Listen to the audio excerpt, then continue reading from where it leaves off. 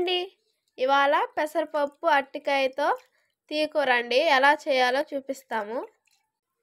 100 గ్రాముల పెసరపప్పుకి 4 అరటికాయలు సన్నగా చిన్న పీసెస్గా కట్ చేసుకోవాలండి. 2 ఆనియన్స్ కూడా కట్ చేసుకోవాలి.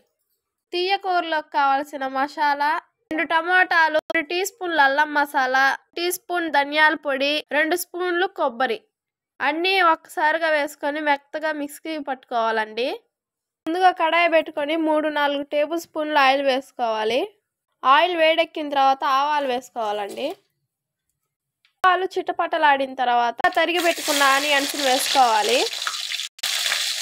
ఆనియన్స్ పచ్చి వాసన పోయేంత వరకు వేయించుకోవాలి. వేయించుకున్న తర్వాత చేసి పెట్టుకున్న పేస్ట్ని వేసుకోవాలండి. బాగా వేయించుకోవాలి చేసి పెట్టిన పేస్ట్ని. మసాలా పచ్చి వాసన పోయేంత వరకు వేయించుకోవాలండి. ఇలా చూపించిన విధంగా ఉప్పు మీ రుచికి సరిపడంత ఉప్పు వేసుకోవాలండి.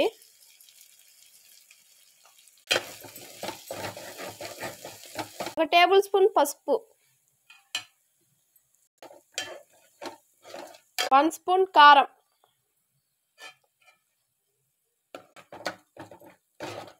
పెట్టుకున్న అరటికాయలు వేసి ఇప్పుడు వేయించాలండి.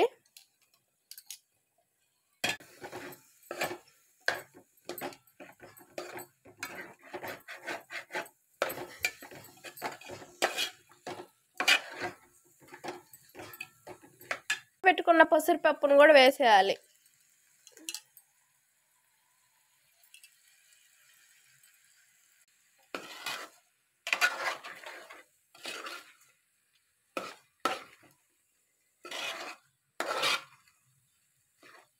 వాటర్ పోసుకోవాలండి.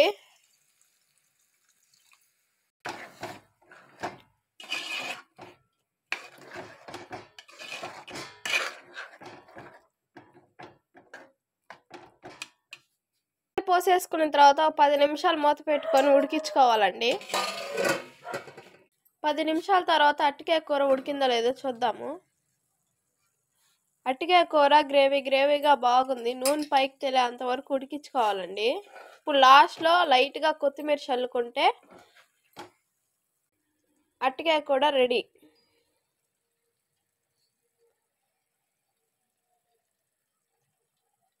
చూసారా అరటికాయ కూర ఎంత గ్రేవీగా ఉందో.